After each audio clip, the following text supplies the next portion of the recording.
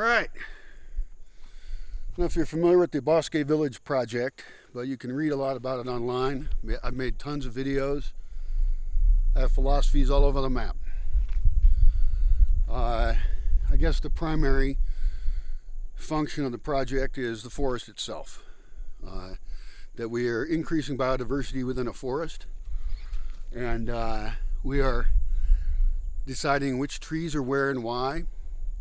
We're improving water flow along the slopes so that water gets trapped inside the earth, which is the best place to keep water. We've done many crafts and experiments with that with mixed success. I've hosted over 3,000 people here. Some of them in big groups, so I didn't talk to them, individually. So I haven't talked to 3,000 people, but there have been hundreds of people who have come through here and have stayed longer and have contributed, and I've put energy into them, and I've answered a lot of their questions, and we've thought together. We made videos, some of which are funny, and hopefully many of which are educational. The project proposals are what's going to be critical here. So far, I've been somewhat haphazard. I've been here since 2004. I'm a chaotic guy. It's just how I am. I got a lot of ideas. So I, have a lot of unfinished projects, which is annoying. You want to see things come through to fruition. Well, the way that can happen is if I make better project proposals. If I communicate to you exactly what this thing is, it could be an architectural project. Those are very exciting for me, and I need to partner with people who want to work on it.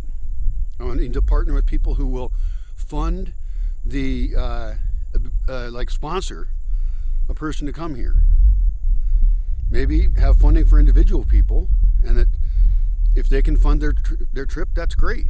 Maybe I need to do lots of fun, small fundraising things for individuals. But I think there's a real value, and this is more ongoing, is to have these. I have ideas for hundreds of projects, and to prioritize those by what are people going to be most interested in? What will they fund, right?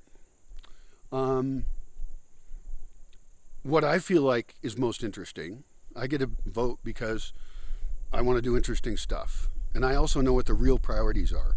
So other people's vote, I'll listen, but ultimately I have to decide what is the smart thing to do right now.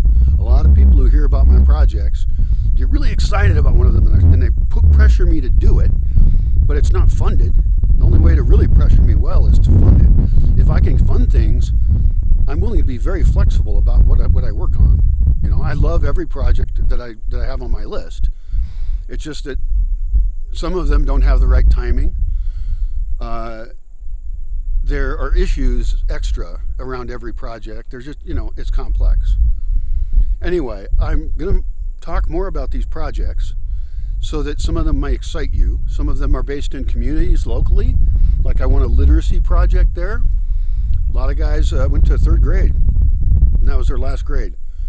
And they don't have any books, and this is true of kids now. Supposedly everyone's learning English, but no one seems to speak it. So they're not learning it very well. I don't think that, there's some problem there. But it's possible, especially for the guys that go up to the States to work. They're up there 8 months out of the year, and they don't always stay at work. This year they might more than normal because of COVID-19. But so I want to have community projects of various kinds.